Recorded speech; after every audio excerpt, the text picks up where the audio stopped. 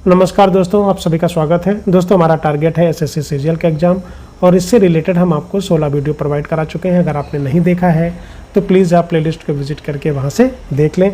यहाँ पर प्रत्येक सेट में 25 क्वेश्चंस हैं, जिनमें से 10 आपके करंट अफेयर्स के हैं और 15 आपके जीके के क्वेश्चन हैं। तो प्लीज़ वीडियो को पूरा देखिए, चैनल को सब्सक्राइब कीजिए। आइए स्टार्ट करते हैं। निम्न में से किस दिन हर साल विश्व थायराइड दिवस मनाया जाता है? तो विश्व थायराइड दिवस 25 मई को मनाया जाता है। करेक्ट आंसर हो जाएगा डी। उत्तराखंड और किस राज्य में पुणे में स्थित निबे लिमिटेड ने अपने वायु अस्त्र फर्स्ट, जिसको बोलते हैं लोइटरिंग म्यूनिशन का सफल परीक्षण किया है? तो उत्तराखंड और किस राज्य में? तो उत्तराखंड में भी हुआ है, उसके साथ साथ राजस्थान। तो करेक्ट आंसर हो जाएगा यहाँ पे बी। आगे बढ़ते हैं। पूर्व ऑलराउंडर विजय शंकर ने घरेलू क्रिकेट और इंडियन प्रीमियर लीग आईपीएल से संन्यास की घोषणा की है। वे किस राज्य से संबंधित हैं? तो सबसे पहले जो विजय शंकर है उनका संबंध है क्रिकेट से, और ये किस राज्य के हैं?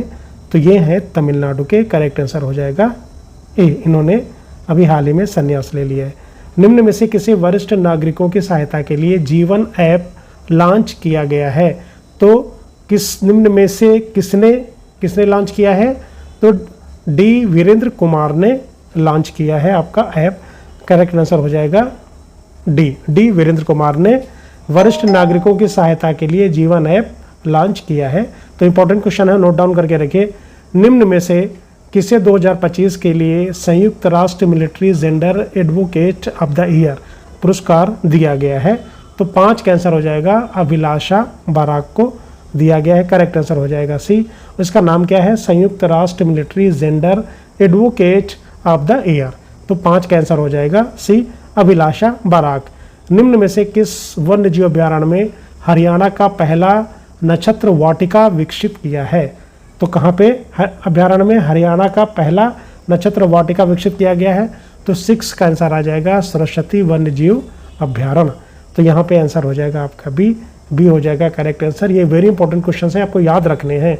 निम्न में से कौन मैड्रिड ग्लोबल वाटर समिट 2026 में दुनिया के टॉप 5 बोर्ड में शामिल हो गया है? तो करेक्ट आंसर हो जाएगा इसका बेंगलुरु जल आपूर्ति और सीवरेज बोर्ड। तो यहाँ पे करेक्ट आंसर हो जाएगा आपका ए।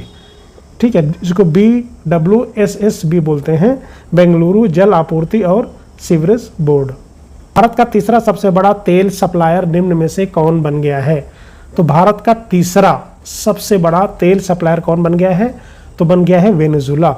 तो 8 का आंसर हो जाएगा डी, वेनेजुला बन गया है भारत का तीसरा सबसे बड़ा तेल सप्लायर। निम्न में से किस देश के वैज्ञानिकों ने फसलों के लिए दुनिया का पहला AI आधारित जीन एडिटर विकसित किया है? तो करेक्ट आंसर हो जाएगा 9 का ए, भारत ने विकसित किया है। तो करेक्ट आंसर हो जाएगा आपका ए। आगे बढ़ते। निम्न में से किस देश में डॉक्टर अजय कुमार को भारत का उच्चायुक्त नियुक्त किया गया है? तो 10 का आंसर हो जाएगा सी, युगांडा। करेक्ट आंसर हो जाएगा सी, यहाँ पे युगांडा। चंद्रयान 3 किस वर्ष लॉन्च किया गया था, जिसे 2026 के गोडार्ड एस्ट्रोनॉटिक्स पुरस्कार से सम्मानित किया गया है? तो ये किस वर्ष लॉन्च किया गया था? 2023 में लॉन्च किया गया था। करेक्ट आंसर हो जाएगा सी। निम्न में से किस राज्य से अग्नि फर्स्ट नामक कम दूरी की बैलिस्टिक मिसाइल का सफल परीक्षण किया गया? तो कहाँ से किया गया था? 12 का आंसर हो जाएगा डी, ओडिशा से किया गया। 12 का आंसर हो जाएगा यहाँ पे डी। 1857 के विद्रोह की शुरुआत भारत में किस स्थान से हुई थी? तो कहाँ से हुई थी? भारत के मेरठ से हुई थी। वेरी इंपॉर्टेंट क्वेश्चन, बार बार ये पूछा गया है। तो करेक्ट आंसर हो जाएगा बी। तो इसकी जो शुरुआत है वो 10 मई 1857, ये डेट याद रखनी है।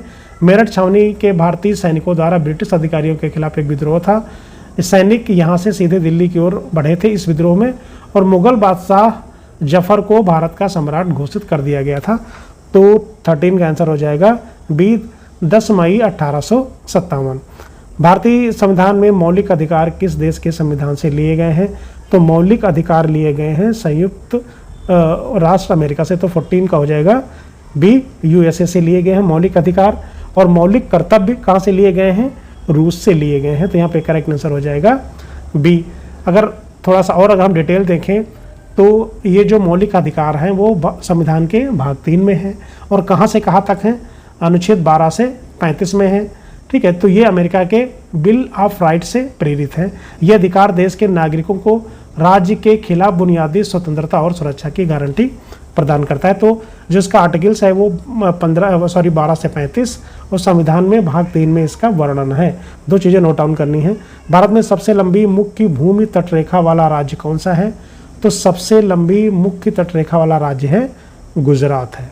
ठीक है, जिसकी लंबाई कितनी है? लगभग जिसकी लंबाई है 1214 किलोमीटर इसकी लंबाई है।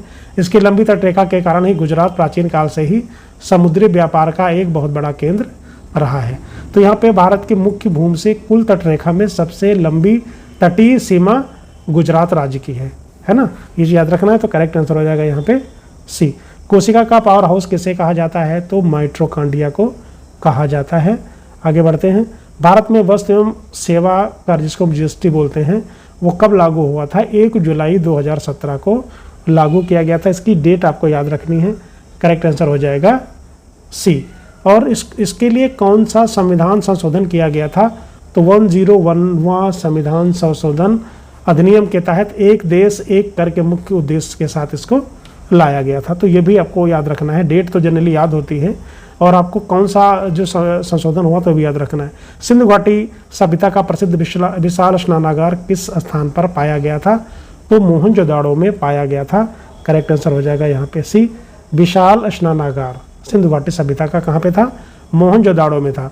तो सिंधु घाटी सभ्यता का जो ये प्रसिद्ध और विशाल सार्वजनिक स्नानागार पाकिस्तान के सिंध प्रांत में स्थित मोहनजोदड़ो स्थल में से मिला है। ठीक है, और यहाँ पे क्या हुआ था कि इसका उपयोग आम दिनों में नहीं बल्कि विशेष धार्मिक या पारंपरिक उत्सव के स्थान पर होता था। तो करेक्ट आंसर हो जाएगा सी। लोकसभा के अध्यक्ष अपना त्यागपत्र किसे संबोधित करते हैं? तो लोकसभा उपाध्यक्ष को ये त्यागपत्र देते हैं।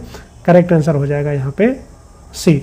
तो एक है संविधान का अनुच्छेद है 94 के तहत लोकसभा का अध्यक्ष अपना इस्तीफा लिखित रूप से लोकसभा के उपाध्यक्ष को देता है। और ठीक इसी प्रकार यदि उपाध्यक्ष को भी अपना पद छोड़ना हो तो वह अपना त्यागपत्र लोकसभा अध्यक्ष को सौंपता है। तो करेक्ट आंसर हो जाएगा सी। कर्क रेखा भारत के कितने राज्यों से होकर गुजरती है? तो वेरी इंपॉर्टेंट ये क्वेश्चन को पूछा जाता है। तो ये 8 राज्यों से होकर गुजरती है। करेक्ट आंसर हो जाएगा यहाँ पे सी। ठीक है, तो 8 राज्य क्या हैं? जो अगर हम पश्चिम से पूर्व का क्रम अगर हम देखते हैं तो ये भी पूछा जाता है कि पश्चिम से पूर्व का क्रम बताओ। तो गुजरात आ जाएगा, राजस्थान आ जाएगा, मध्य प्रदेश आ जाएगा, छत्तीसगढ़, झारखंड, पश्चिम बंगाल, त्रिपुरा और मिजोरम। एक बार और रिपीट करता हूँ। गुजरात, राजस्थान, मध्य प्रदेश, छत्तीसगढ़, झारखंड, पश्चिम बंगाल, त्रिपुरा और मिजोरम 8 राज्यों से गुजरती है। आधुनिक आवर्त सारणी का जनक किसे माना जाता है? तो जनक किसको माना जाता है? हेनरी मोजले को माना जाता है। तो करेक्ट आंसर हो जाएगा यहाँ पे बी। और ये जो हेनरी मोजले ने उन्होंने 1913 में तत्वों को उनके परमाणु क्रमांक के बढ़ते क्रम में रखकर ये सारणी बनाई थी। तो कैसे इन्होंने बनाया था? उनके परमाणु क्रमांक के बढ़ते क्रम में। ठीक है, इससे पहले मेंडलीफ ने जो इन्होंने आवर्त सारणी को तत्वों के भार के आधार पर तैयार किया था। तो ये भी क्वेश्चन पूछा जाता है कि जो मेंडलीफ थे उन्होंने जो तत्वों को कैसे रखा था? तो परमाणु भार यानी एटॉमिक मास के अकॉर्डिंग रखा था। और मोजले ने कैसे रखा था? एटॉमिक नंबर के अकॉर्डिंग इन्होंने रखा था। ठीक है, आगे बढ़ते हैं। असम में स्थित काजीरंगा राष्ट्रीय उद्यान मुख्य रूप से किस जीव के लिए प्रसिद्ध है? तो मुख्य रूप से ये एक सींग वाले गेंडा के लिए प्रसिद्ध है। तो करेक्ट आंसर हो जाएगा यहाँ पे ए। अब इसके अलावा ये भी पूछता है कि इसकी जो अद्वितीय जैव विविधता के कारण इसे 1985 में यूनेस्को द्वारा विश्व धरोहर स्थल घोषित किया गया था। किस सन में घोषित किया गया था? 1985। तो ये भी आपको याद रखना है। दिल्ली सल्तनत की पहली और एकमात्र महिला शासिका रजिया सुल्तान किसकी पुत्री थी? तो किसकी पुत्री थी? ये इल्तुतमिश की पुत्री थी। ठीक है, ये रजिया सुल्तान इल्तुतमिश की पुत्री थी जिन्होंने 1236 से 40 तक शासन किया था। 1236 से 40 इनका पीरियड है। ठीक है, आगे बढ़ते हैं। भारत में त्रिस्तरीय पंचायती राज व्यवस्था की सिफारिश किस समिति ने की थी? तो किसने किया था? बलवंत राय मेहता समिति ने किया था।